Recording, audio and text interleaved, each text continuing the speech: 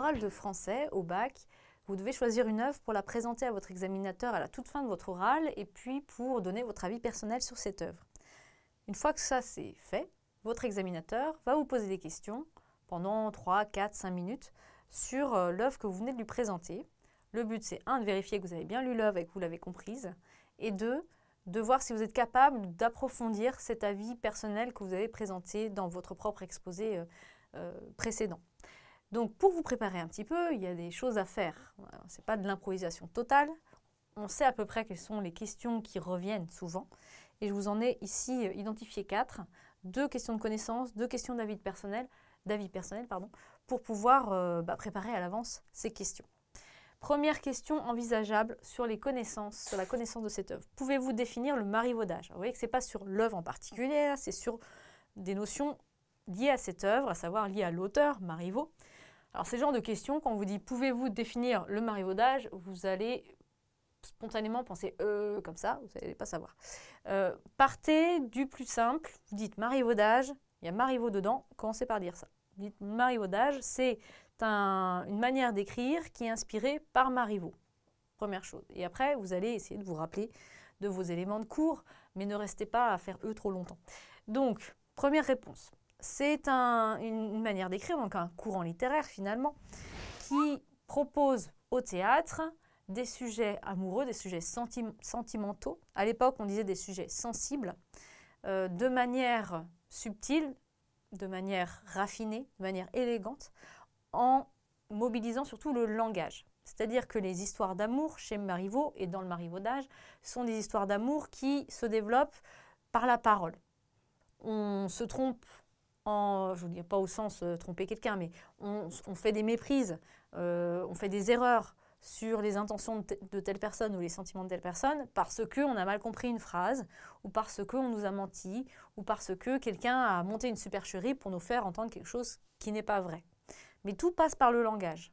On a parfois quelques accessoires, on a un portrait, on a une lettre qui vont être mal interprétées. Mais c'est ce qui va en être dit qui est important pour faire avancer l'action. Donc en fait, ce sont des pièces où on parle beaucoup, beaucoup, beaucoup, beaucoup. Le marivaudage, en sens littéraire, c'est ça. Et le deuxième sens, c'est au sens courant.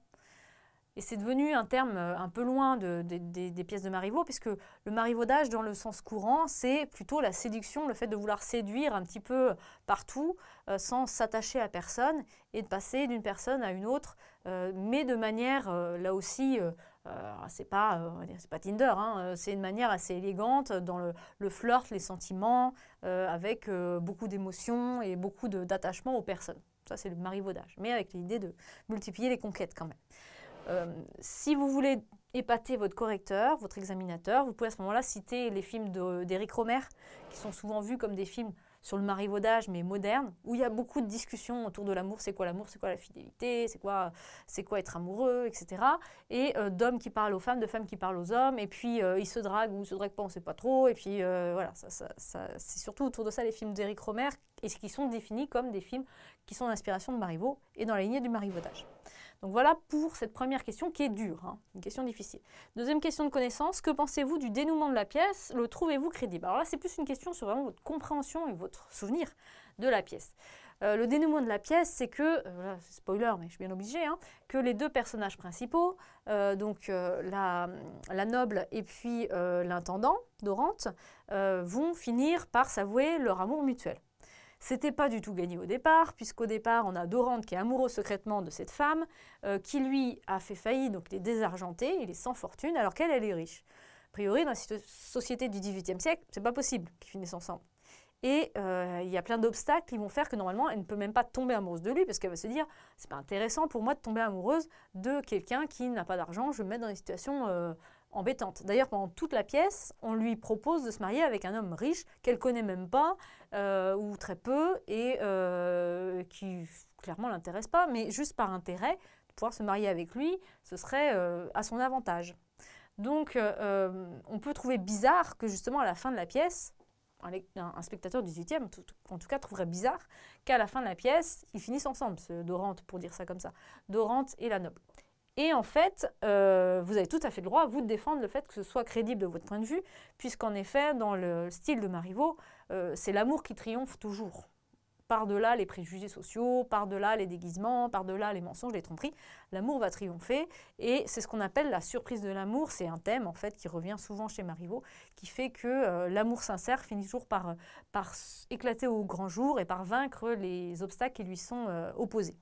Donc voilà la manière dont vous pouvez argumenter pour cette question. Ensuite, les questions d'avis personnel. Là, il va falloir que vous fassiez confiance et que vous suiviez votre intuition. Quel rôle joueriez-vous dans cette pièce? Alors, bon, là, il s'agit de vous engager un peu personnellement. Est-ce que vous voyez dans le rôle de Dorante? Est-ce que vous voyez dans le rôle de Dubois qui met en scène toute cette supercherie? Est-ce que vous voyez plutôt dans le rôle de la noble dont Dorante est amoureux? Ne vous limitez pas au fait que vous soyez une fille pour jouer la noble et d'un garçon pour jouer Dorante. Vous pouvez très bien vous dire, moi je suis plutôt dans la position de l'amoureux ou l'amoureuse est conduite d'habitude, donc je vais me mettre en Dorante, je ne sais pas. Et il faut toujours justifier bien sûr votre réponse avec des arguments précis.